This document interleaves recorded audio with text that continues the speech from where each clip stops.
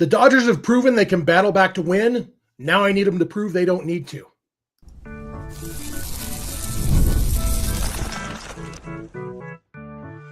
You are Locked On Dodgers, your daily Los Angeles Dodgers podcast. Part of the Locked On Podcast Network, your team every day.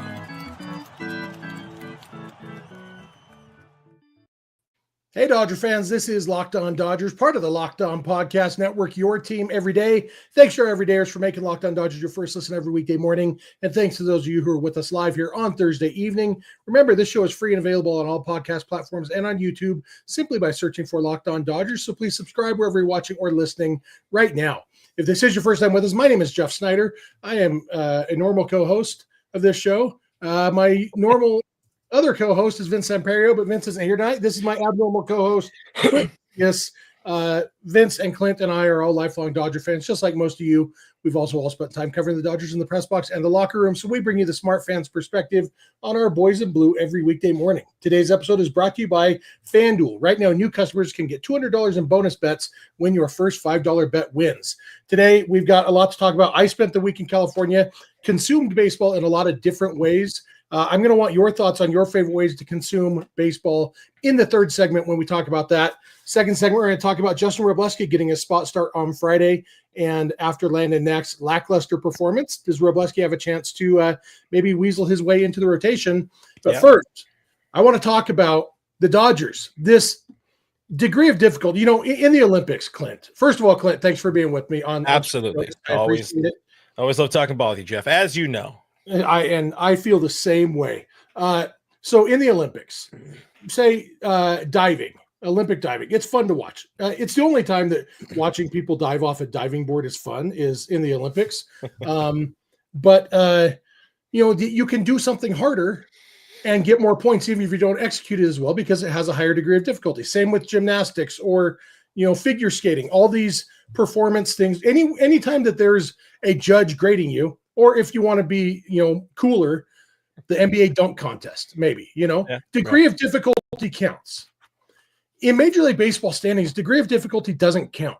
No. It's just wins and losses. And yet the Dodgers seem to think maybe we should go down by 4 runs again and battle back. That's always fun. And it is fun, Clint. It's fun. Yeah. This game on Thursday was fun. The Dodgers battled back and they won. And, 2 big innings and got the win.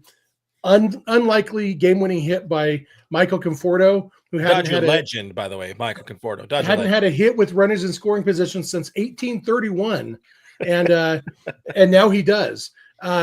It was a lot of fun, but I miss the boring games where the Dodgers just score 3 in the first and 2 more in the second, and then 3 more in the fourth, and the pitching pitches well, and they win 8-2, and it's just low degree of difficulty, I agree that this team could use what we would call a laugher or just give us an 8-1. It's a very simple game. I'm sure Dave Roberts and, his 53-year-old body and his head of hair that is waning would enjoy a nice peaceful game here and there. But that's not the brand of baseball this team is playing right now. They're kind of shooting themselves in the foot in a number of ways.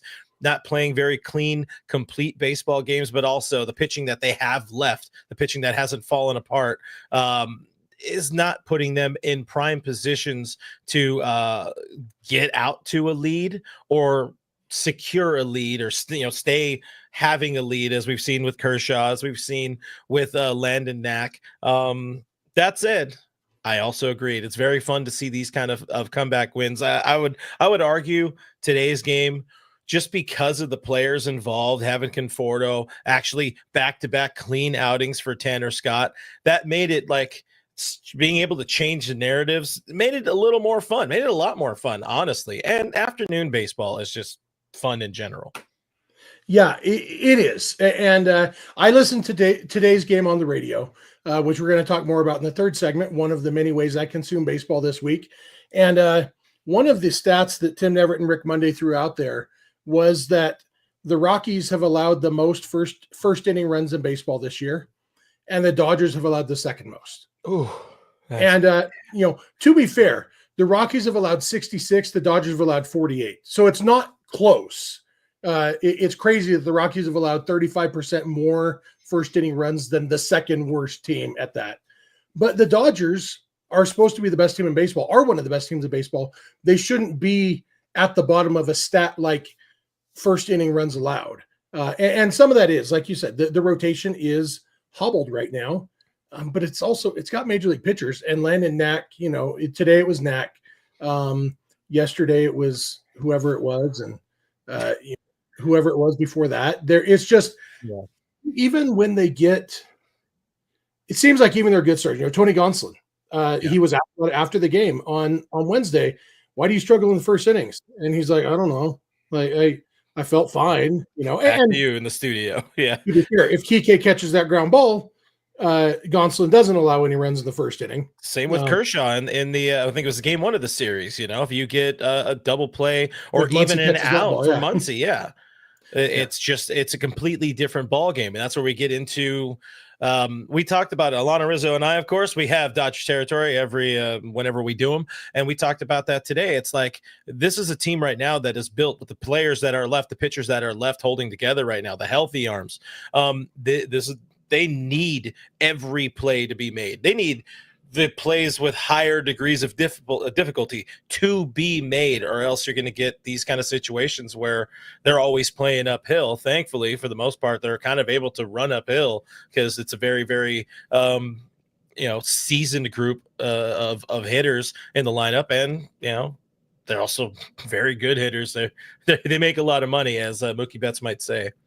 Yeah, and it's still, it's hard to get this lineup out 4 times. Yeah, and it's nice that the Dodgers can battle back. And in October, I think we will be happy that we've had all these experiences of, remember that time we scored 3 runs off whatever his name is for the Mets, who had only allowed 3 runs all year.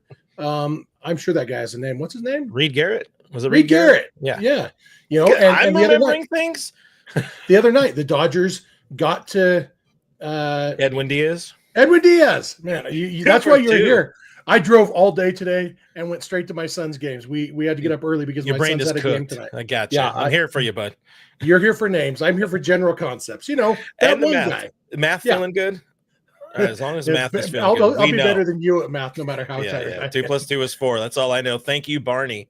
I don't know. I think I saw it on the Twitter. You see a lot of things on Twitter today, but I saw something about the Dodgers I think they were chasing in this 2 days ago, whatever, chasing in 44 of their 61 or 62 games, which is absurd to really think about. A team that now has 38 wins on the season or whatever it is. That's just, if that is an accurate number, and I don't know how to look that up. Well, I know how, I'm just not going to do the effort to look it up, but that's an absurd number for a team that, if we're just doing the simple, lazy $400 million payroll. It's pretty crazy that they are able to always find themselves downhill. Yeah. Our buddy Jake Reiner from the Incline podcast today tweeted out, he said 29 of the Dodgers' 38 wins have been comeback wins, the most in MLB. That's cool, but not sustainable.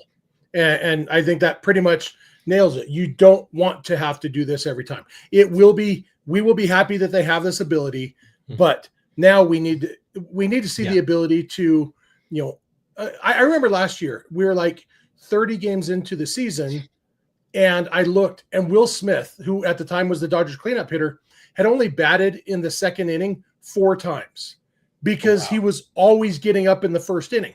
They were never going down 1, 2, 3 in the first inning, and obviously Shohei Ohtani's having a great season. Yeah, top of the season, top of the lineup. But Mookie Betts isn't having the season this year that he was last year at that point. Teoscar Hernandez is slumping right now. Freddie Freeman obviously is Freddie Freeman, but it's just not quite that same. It's still a great lineup overall, and they've proven that it's hard to get them out 4 times.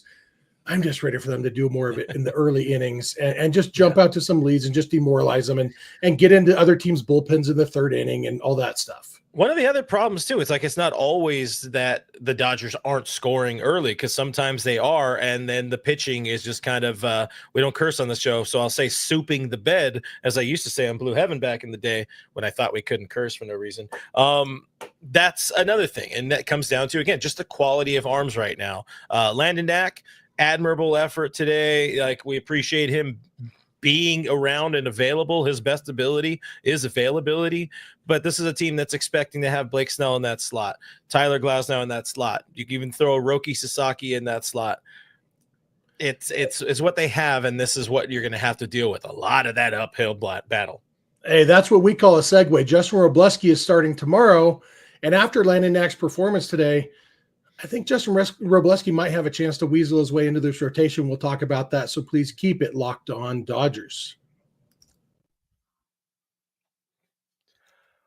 If you're a coffee enthusiast like myself, I drink like way too much coffee every day. Firmly admit that, but it's because I love coffee, and I know a good cup of coffee when I see one, and you can get a great cup of coffee with Trade Coffee. They're the #1 coffee destination in the U.S. They do this great thing where they personalize your coffee for you. You take like this quiz where they ask you about taste and smell and what kind of roast that you have and what kind of roast that you prefer and all this other stuff. And they build the best coffee for you. In fact, I got this bag here called Common Voice Heirloom Blend. It's got notes of strawberry and fig and brown sugar, and it's been very tasty. And right now, Trade is exclusively offering our listeners 50% off your 1-month trial at drinktrade.com/lockedonmlb. That's TRADE.com/LOCKEDONMLB for 50%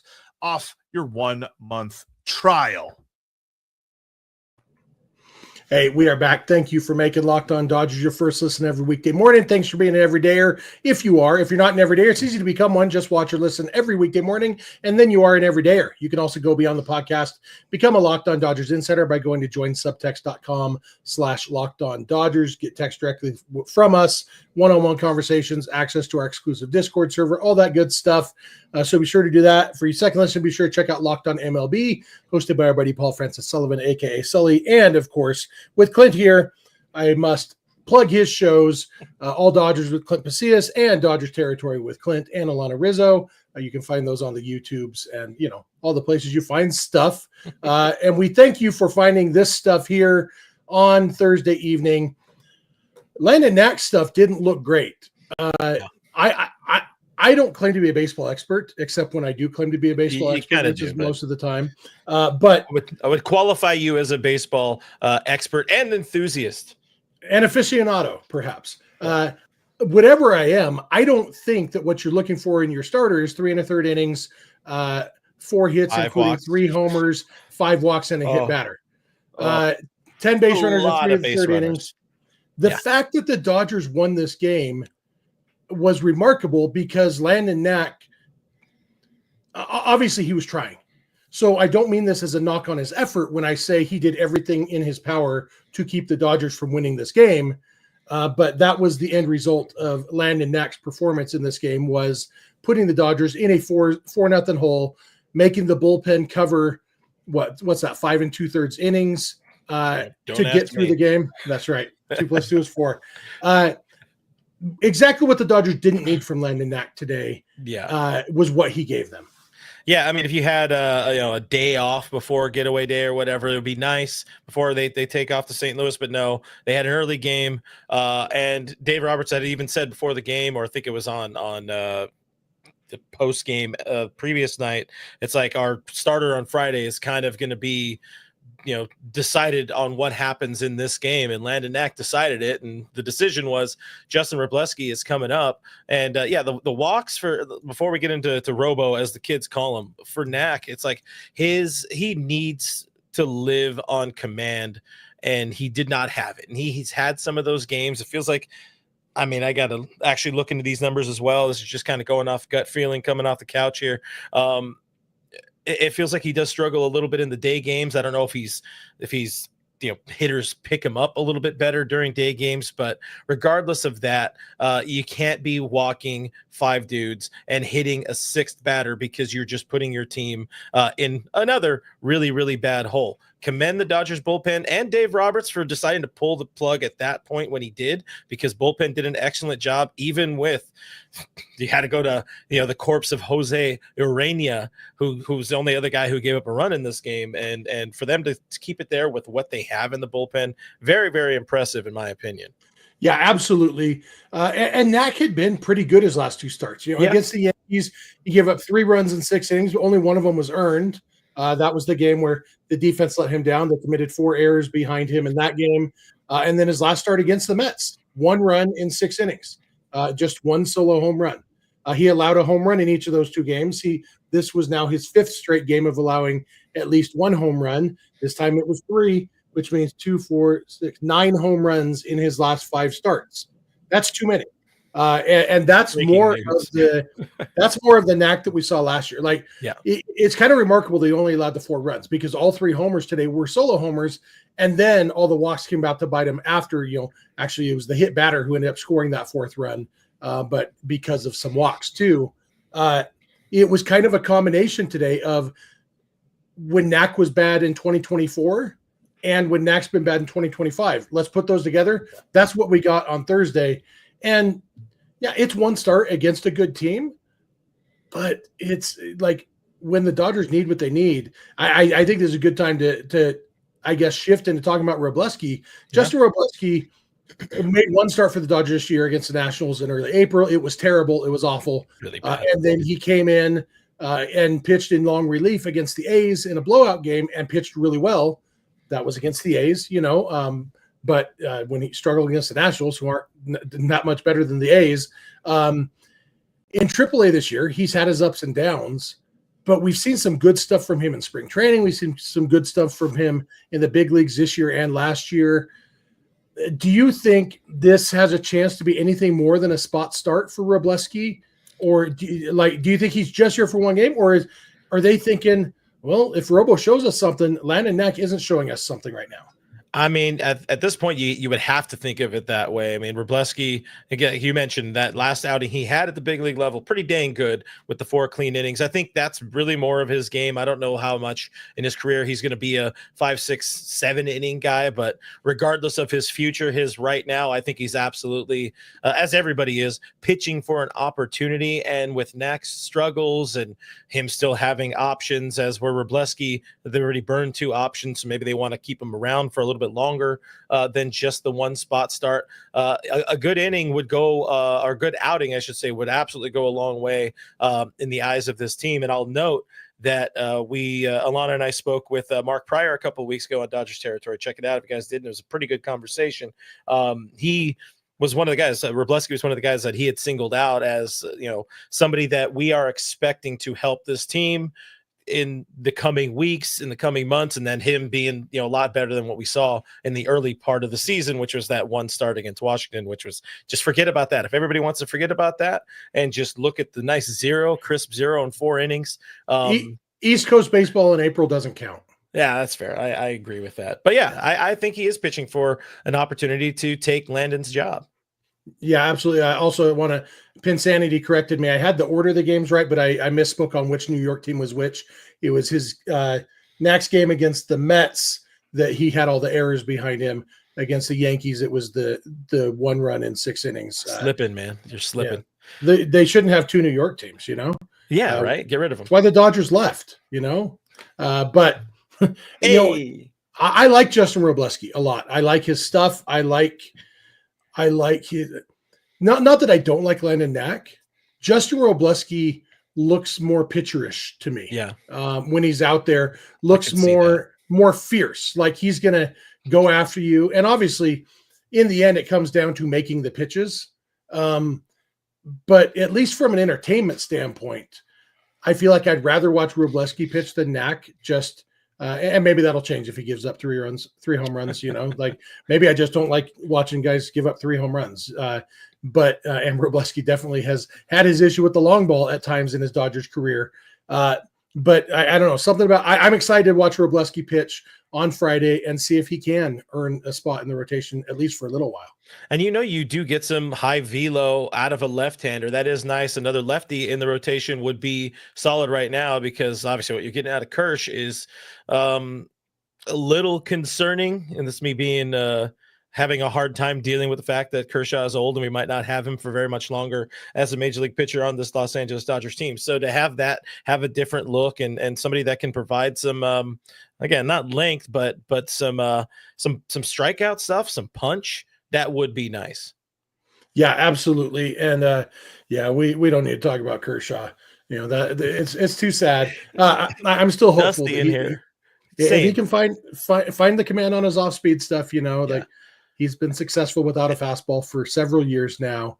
And what we love about Kirsch too is like how much how much he wants it. He hates where he's at. He's told us for years, not to make this a show about Clayton Kershaw, but he's told us for years, it's like, I don't want to just be around for the sake of being around. Like he wants to contribute, and him wanting it so bad is what makes me have hope that he will find something. But this is about the young boy, as we call him, Justin Robo. It is, but we're done talking about the young boy. Clayton Kershaw is one of my favorite things about watching baseball, whether it's in person or on TV. This is a segue. I spent the week in California. I watched a game in person. I watched some games on TV with my family, and I listened to a game on the radio. Consume baseball in a lot of different ways, and I loved it all. I just want to talk about, Clint, your favorite ways to consume baseball, our listeners, viewers' favorite ways to consume baseball. We're going to dig into that because baseball is a very fun game to consume. So please keep it locked on Dodgers. Wait for it. Keep it there. This episode is brought to you by FanDuel. The NBA playoffs are in full swing. In fact, we are in the finals, and every night delivers highlight-worthy performances, major momentum shifts, and can't-miss moments. Whether it's a game-winning shot or a breakout player, there's never been a better time to get in on the action, and FanDuel makes it easy to stay in the game before tip-off and live. With player props, performance trends, and same-game parlays, fans have way more ways than ever to play smart and win big. And when we're talking about the NBA finals, it's kind of interesting because if you were following tonight, the Indiana Pacers had a huge comeback win over the Oklahoma City Thunder in Game 1 of the NBA Finals. And yet, on FanDuel right now, Oklahoma City is still the overwhelming favorite to win the series. They are still at minus 330, which means the Pacers are at plus 265, even though they're up 1-0. You think the Pacers might be able to pull off the upset? If so, your odds are pretty good right now that you could make some money on that. And then the other thing, the Finals MVP. Obviously, the favorite is NBA MVP Shai Gilgeous-Alexander at minus 310. The only way he's going to win it is if the Thunder win. Tyrese Halliburton, the MVP of this game, is currently at plus 370. If you think the Pacers are maybe going to win the series, Tyrese Halliburton is a pretty good bet to win the MVP. All these different ways you can bet. And if you're new to FanDuel, it's the perfect time to sign up, because if you head to FanDuel.com and place your first $5 bet, if it wins, you will get $200 in bonus bets. So make every moment more with FanDuel, the official sports betting partner of the NBA. Hey, we are back. Thank you for making Locked On Dodgers your first listen every weekday morning. Thanks for being an everydayer. Thanks for being with us here live on YouTube on Thursday night. And man, I am. It's so hard to. It's so hard to run a show, click all the buttons, and host a show. But I do want to thank again my buddy Clint Pasillas at Real FRG on the Twitter machines for being here with me on short notice. Always love talking Dodgers with Clint, and be sure to check out his stuff. All Dodgers with Clint Pasillas, Dodgers Territory with Clint and Alana Rizzo. And be sure to go be on the podcast and become a Locked On Dodgers insider by going to joinsubtext.com/LockedOnDodgers. So, as I mentioned, I was at the Dodger game on Monday night to celebrate my 48th birthday. I don't look 48, but I look 60. But yeah, I'm the gray hair is there. I got my hair cut the other day, and I'm like, I can't. I now feel dishonest putting brown hair on my driver's license. But I've been saying 299 pounds for a long time too. So same. Heck, I'm not even 6'3" anymore. So my driver's license is just a time capsule of things that used to be true. But my 48th birthday at Dodger Stadium was wonderful. Even though the Dodgers lost that game, love being at Dodger Stadium. And then I spent a couple days watching the Dodgers on TV at my parents' house with my mom and my sister and my brother, and love that. And then on Wednesday, there were a few getaway day games and then several East Coast games. And so before the Dodgers started on Wednesday, I watched bits and pieces of 6 or 7 games I just didn't care about at all, which is also fun. And then that is today, a lot of fun, by the way. Yeah. And then today on Thursday, I listened to the Dodgers on the radio while I drove home from California to my home in Utah. I got home just in time to watch the last batter of the game. So I listened to the first 8 and 2/3 innings of the game. Got home just in time to see Tanner Scott get Acuna to fly out to center to win the game. I love listening on the radio. And what's your favorite way to consume baseball, Clint? Radio is a fun, sneaky fun way because like if you are traveling somewhere like a distance, not just like trying to get home from work or whatever, I think the radio mix, the audio mix that the Dodgers have just really does like immerse you decently in the game until, our buddies Tim and Rick Monday are talking. But so I got two of my favorite ways, and these are, one is probably bougie. And I will note here in my advanced age, I turned 40 this year. So I'm calling that advanced age. Elderly. I just realized like when I'm at Dodger Stadium, I love it. It's all of the pomp and circumstance and task and everything to get there and get to your space. And there's people around you that as I've grown older and the stadium has gotten so much more expensive, I wouldn't say it's a distaste, but it's like, do I really want to do that? I feel like it's almost like a Seinfeld thing or a Larry David thing. It's like, I'm good. Get me a pool. Give me my pool in the backyard. Get me a beer. Give me some food. The game and some friends, just vibing, chilling. I love doing that. That one is probably like 1B though. My favorite way, honestly, these days is home, couch, game, dog, phone or laptop, and looking up stats, being active on my Discord, being active on Twitter a little bit, just being able to look things up immediately, hearing all the back and forth, being able to hear like what Dieter is doing when they're talking about it and all that. Like, I don't know. I really, really enjoy the home by myself or with me and the dog and the missus and everything. That, I don't know. As I've gotten older, that's really fun. Not even going to a bar and watching it. Like that is fun. And I love going to the stadium, and it might be because I live 661 miles from the stadium, and so it is still an event, Yeah. But I love it, and I love the traffic. I've gotten pretty good at. I have a parking spot in the Dodger Stadium parking lot that I get out of the parking lot quickly. But like the other night, the exit to get from the 5 onto the 10 was closed, and so I had to go to the 60, and then the exit to get from the 60 on the 71 was closed. So like it took longer to get back to my parents' house. I should have. I don't care. I love it. I don't mind traffic. I like that tradition, but I also love like there's been a lot of good baseball that I've listened to on the radio over the years because I live so far away, and I had season tickets for 10 years, and so I did a lot of driving between Utah and California during the postseason, especially when I would listen to mostly non-Dodger games. I remember the Jose Bautista bat flip game against the Rangers. I was listening on the radio. Like I have radio memories of that. There's a bunch of games like that. And the one Dodger game is Justin Turner's home run off of Jared Jeffries.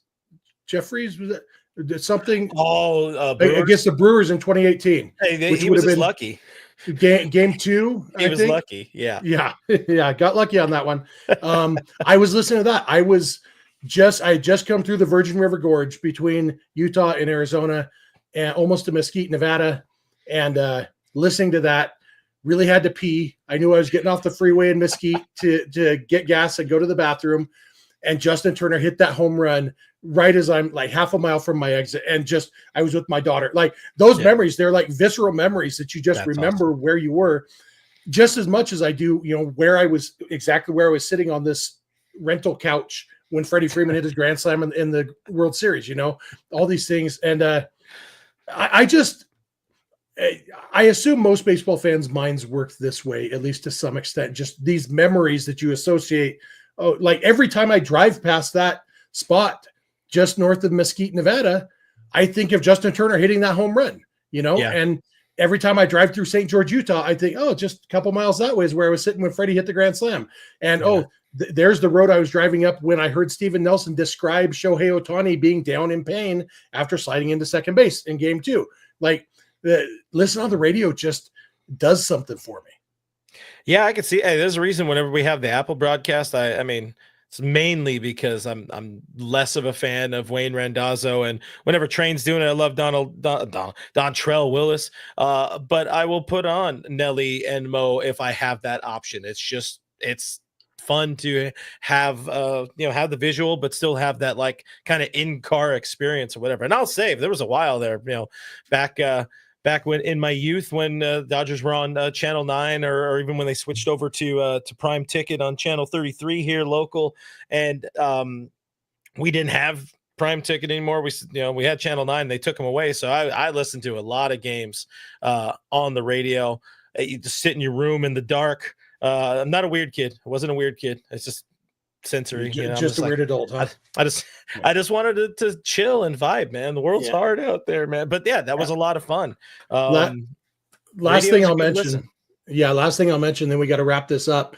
Growing up, going to my grandparents' house, and Vin Scully would do the first 3 innings on TV, and then the middle 3 innings on the radio, and then the last 3 innings back on TV. And my grandpa would sit in his garage with his TV and watch the game. And after the 3rd inning, Vin Scully would say, "Ross will be along in a minute." And my grandpa would say, "No, he won't." And he'd turn down the volume on the TV and turn on the radio. So we'd watch the game while listening to Vin on the radio. And then after the 6th inning, he'd turn the TV back up or the volume back up on the TV. Like those memories of watching and listening with my grandma. And not all the games were on TV back then. So a lot of times we were just sitting in the garage listening to Vin on the radio, and Richie in the chat talked about having a radio in his bedroom, listening to Vinny as he went to sleep. Maybe it's because we are blessed with the greatest radio announcer and TV announcer in baseball history, in Vin Scully, the best at both. And so we grew up with him. It's pretty awesome. One tight thing I'll add about that is I think that's where I kind of got that whole, you mentioned that, I think about it, why I like just kind of sitting on my couch or in a chair I had in my bedroom. Like when I was able to watch a game, I just wanted to be by myself because it felt like I was spending time with Vin. That's really what it was, because Vin was spending time with you. I want to focus on my friend Vin Scully because, hey, he was our friend. Absolutely. Heard his voice more than I heard my parents' voice. When do your parents talk at you for 3 straight hours a day? That'll do it for us. I do want to hear, we've had a ton of comments in the chat here. I appreciate all that. If you're watching on YouTube later after the fact, or even right now, throw them in the comment section too. We can interact there after the show. I'd love to hear how you like consuming baseball, all the different ways. I used to just do it through the box scores too. Sundays just open up the newspaper in the morning back before every game was on TV. And that's something old people used to do. But that'll do it for us for today. I want to thank again my special friend Clint Pasillas for being here with me on short notice today. Be sure to check out Clint, all of his shows. Thank you for being a Locked On Dodgers every day. Or if you are, if you're not, it's easy to become one. Just watch or listen every weekday morning. Make that easy on yourself by subscribing wherever you're watching or listening right now. Be sure to check out the new Locked On MLB Game Night show. It's on the Locked On MLB YouTube channel or wherever you get podcasts, local analysis from all of the Locked On hosts about every game, every day. You can also go beyond the podcast to become a Locked On Dodgers insider by going to joinsubtext.com/LockedOnDodgers. You can follow us on Twitter, Instagram, and TikTok at Locked On Dodgers. Vince is on Twitter at Vincent91. Clint is on Twitter at RealFRG. I'm on Twitter at Snydog. All of our DMs are open there. You can also email us, lockedondodgers@gmail.com, or send us a voicemail or a text message to 323-863-LOCK5625. We are here every weekday morning, and we hope you'll be here with us. When you get in your car or sit on your couch, tell your smart device to play podcast Locked On Dodgers. And remember, you don't have to agree. You just have to listen. We will talk to you Sunday night. Bye.